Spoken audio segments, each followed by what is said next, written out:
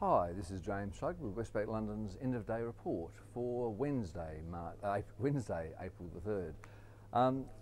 The European market started off with a little bit of negative sentiment, not surprising given the decent gains they put on yesterday.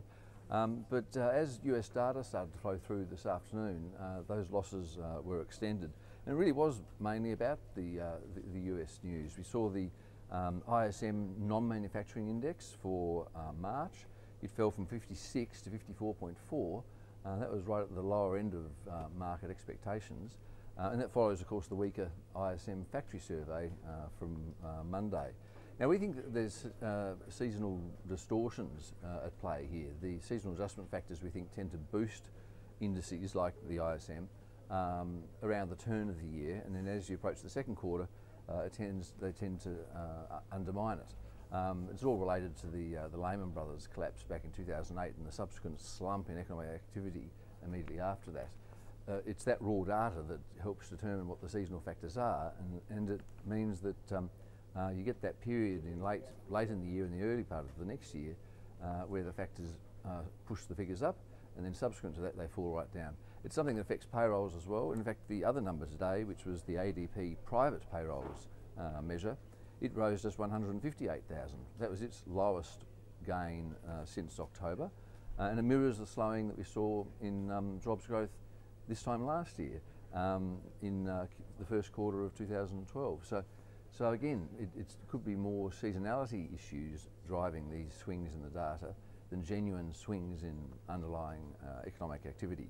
So in other words, the economy really wasn't as strong as it seemed when jobs were growing strongly and the business surveys were up here, and it's probably not as weak as it seems when jobs growth slows like it's going to on our forecasts heading forward, and when the business surveys turn sour around the middle of the year. The truth is somewhere in between, and that's probably growth at just under 2%, I suppose, in the case of the US economy.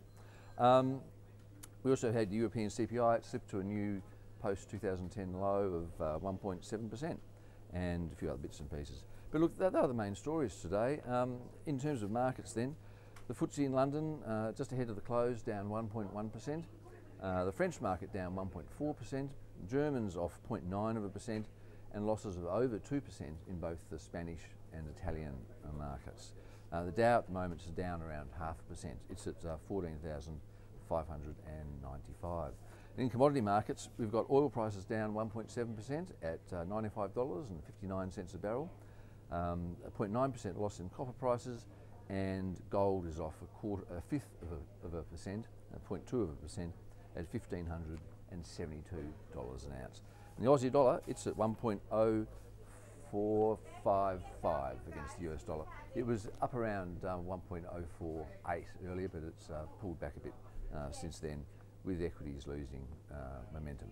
Okay, a big day tomorrow with Bank of Japan, ECB, Bank of England to watch for, and I'll be here to talk about that same time tomorrow.